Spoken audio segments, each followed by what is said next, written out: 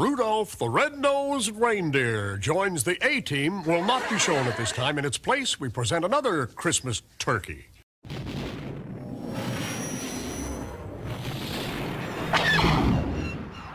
Welcome back to the Junk Room, everybody. I really get tired of saying that. That's me, the Junkman, here in the Junk Room. Thank you for watching.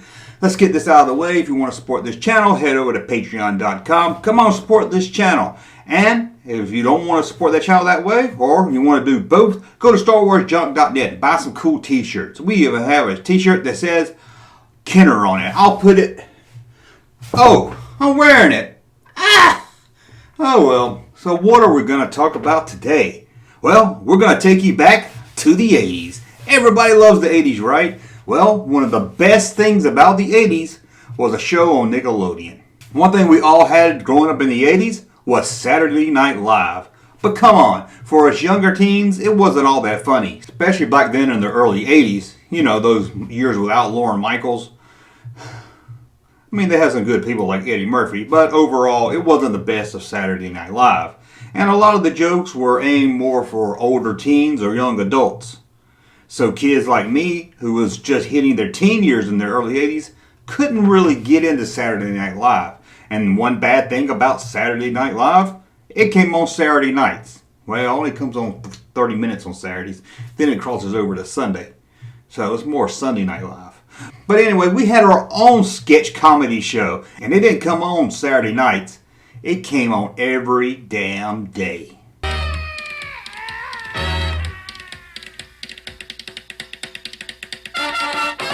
And of course, I'm talking about the half-hour Canadian Nickelodeon show, You Can't Do That on Television.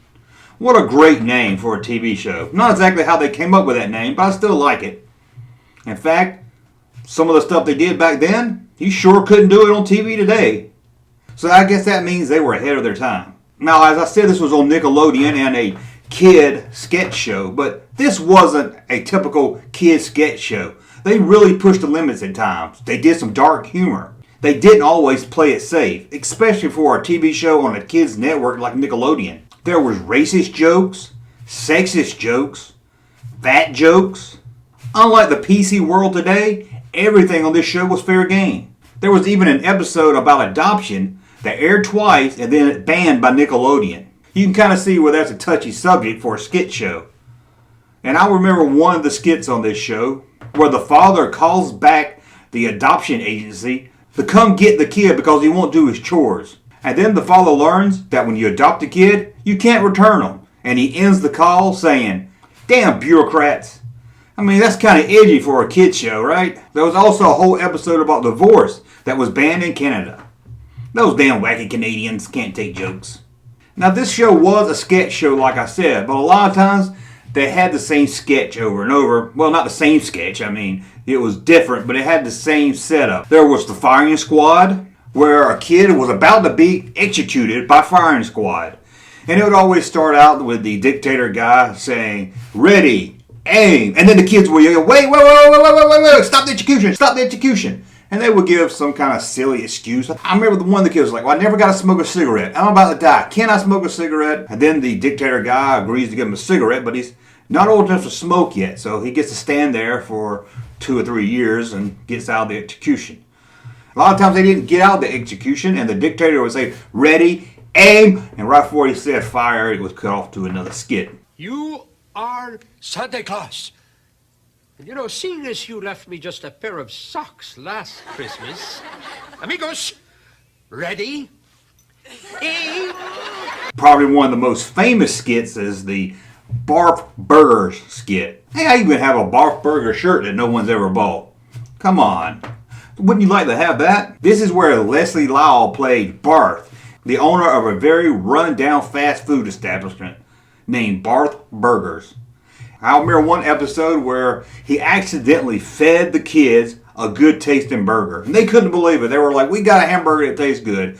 And then he got upset when he learned it was real meat. And he let them know he would never serve real meat in his store. And the kids would make jokes all about the hamburger and how bad it was. And then they would do the punchline with, "What do you think's in the burger?" Who do you think's in the burger? And of course, Barf had his own catchphrase also. I heard that. That wasn't a very good impression. I'll let him do it for you. I heard that. And let's see, after the barf, there was also the locker room jokes. This is kind of where a kid would come out of a locker, call another kid's name. The other guy would come out of the locker and say, hey, what do you want? And then they would tell a joke. It was like something you would see on Laugh-In, although I was a little too young and never really watched Laugh-In. But I know the show. And I compare this with Saturday Night Live, but I think you can compare it more with Laugh-In. They also had the school room where you would have a teacher yelling at the students about something, or the uptight principal. Most of the time, this wasn't during a class. It was about a kid being in detention. And one of the best, too, was the home life of the kids. A skit about them being at home where you get to see the dad who, they never actually call him alcoholic, but he looks like a fat drunk. Again, played by Les Lyles, the same guy that plays Barf in every adult male role. And the dumb-witted mom. Every Christmas Eve, it's the same thing. I can't put these things together. I know, dear. I'm a senator. I'm not an engineer. Let me see that, Clarence.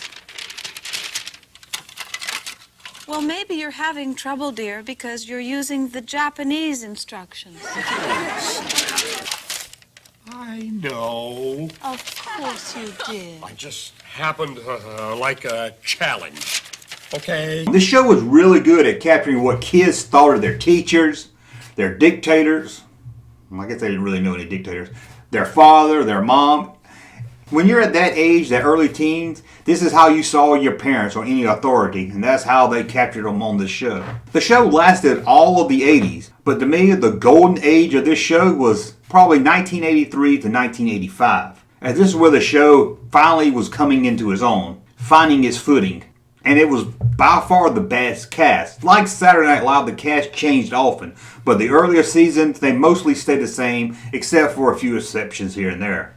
This was my generation's not ready for primetime players. Well, let's talk about the cast. First, there was Christine, often called Moose. Never really understood why they called her Moose, but they called her Moose, and she was normally the host of the show. Then there was Alistair. He was the one all the girls loved, at least all the girls I knew that watched the show I went to school with. He was the one that was probably about the same age as myself or the kids I went to school with, maybe a year or two older, and all the girls were crazy about Alistair. And then there was Doug, the wisecracking kind of sidekick. Kind of like a TV version of Paul Williams. There was also Vanessa, the nerds of all nerds. They really didn't fix her up, did they? And of course, Lisa Ruddy, kind of like Moose's arch nemesis of the show. They often made jokes at her expense. A lot of fat jokes also, which you know today wouldn't fly at all. And she wasn't even fat. She was also the motor mouth on the show. Talked a lot, and she was easy not to like. But I think that was the character they were going for. And to round off the kids, there was my personal favorite, Kevin Kupachiski. Just because I like to say his name, I think. Kevin Kupachiski. He was a little older, maybe mid-teens.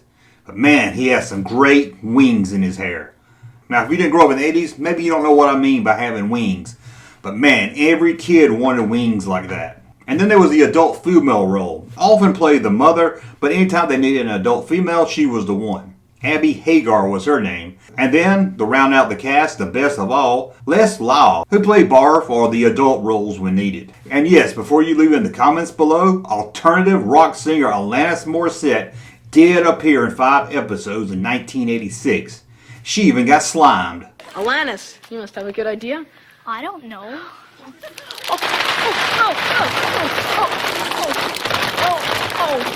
Alistair, you did that on purpose.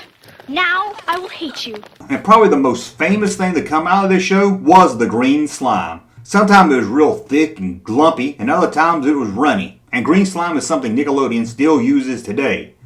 So if you're younger and you don't know why Nickelodeon has green slime on all their things, this was the origin of green slime. Often green, but it did come in other colors. Pink, blue, all kinds of colors. Probably the most famous slime clip is when Moose gets slimed over and over again in different colors.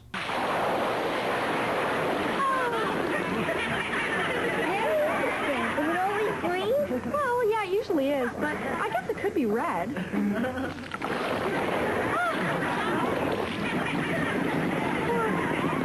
It could be blue.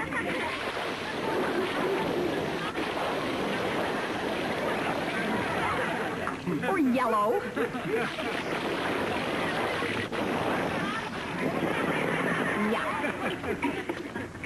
Okay, you think you're so smart. Let's see stripes.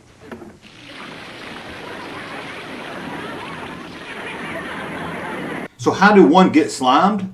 Easy. All they had to do is say the phrase, I don't know. Believe me, I would have loved to have slimed myself right then, but I wouldn't know how to do it. But that's all it took. They had to say, I don't know. Now, as far as I know, the slime part only happened during the stage skits. This is when they were on the stage getting ready for the next skit. As far as I know, there was never no slime during the actual skit. Maybe so, but not that I remember. And another thing, whenever they said the word water, see, I still can't say water or I don't know without having flashbacks of this show. But whenever they said water, that's when a bucket of water would fall on their head. Well, it usually washes out with water. Now, thanks to YouTube, I've gone back and rewatched this show a couple of times as an adult to see if it held up, see if it's as funny as I remember. And of course, some of the jokes feel flat or a little silly. Well, that's normal for a show written for kids and a show written in the 80s. Although, I will admit, there's still a lot of funny stuff in this show. And they do a lot of good humor that wouldn't even be allowed today. But as an adult, there is something I didn't really pick up on as a kid as much, and that's how great Les Lyle was on the show. He's the adult actor who played the stagehand producer, Barf, the drunken crazy dad, the school principal, the firing squad dictator, and so much more. This guy is great, and it's still really funny to watch him today, especially his dad character or the Barf character, which is almost about the same type of character. He was great on this show, and he was one of the few that was there from the beginning to the end. As for the later seasons, I stopped watching it around 1985. But I did catch episodes here and there, and to me, they just wasn't as fun as they were in the early 80s. But maybe it's because I was an older teen now, and these were aimed more for that coming-of-age teen years. After 1985, a lot of the original cast left, such as Moose and Lisa, and my favorite, Kevin Kupaczynski. Also, it seems like later in the 80s, they relied more on toilet humor jokes, fart jokes, where the earlier seasons were a lot more smarter than that. They didn't have to do fart jokes or gross out jokes to be funny. Maybe they were trying to reach a younger audience, not really sure, or maybe they just got lazier with the writing. Also, you got a lot more slime. In the beginning, every couple of episodes you might get a slime if you're lucky. Now you are getting one every episode, sometime more than once. From what I understand, this was a request by the Nickelodeon producers. I guess they really wanted to push that slime. In 1990, after only 5 episodes, the show was canceled. But Nickelodeon did air reruns until 1994. This kind of shocked me because I didn't think this show was ever shown in the 90s. Because most people I know only remember this in the 80s. Kids that watch Nickelodeon in the 90s don't even know what I'm talking about. But it wasn't as popular then, of course, as it was in the early and mid 80s. So do you remember this show? Let me know in the comments below. I'd love to hear what you think about it. It was a really good show, part of my childhood, and I don't really see it on that list when people talk about shows they grew up with in the 80s. You know, I see Dungeons and Dragons cartoon. I see the Pac-Man or Rubik's Cube cartoon. I see He-Man. Everyone talks about He-Man. But I really don't see that many people talk about You Can't Do That on television. But it's a really good show. Anyway, I want to thank you for watching. As always, support this channel. Go to patreon.com or starwarsjunk.net. Buy some cool t-shirts. And we'll be back very soon to talk more. Thank you, sir, for that unsolicited testimony. Ho, ho, ho, ho, ho, ho, ho. You Can't Do That on Television has been a merry little production. Ho, ho, ho, ho, ho, ho, ho, ho. You know, that was the biggest laugh on the show, right?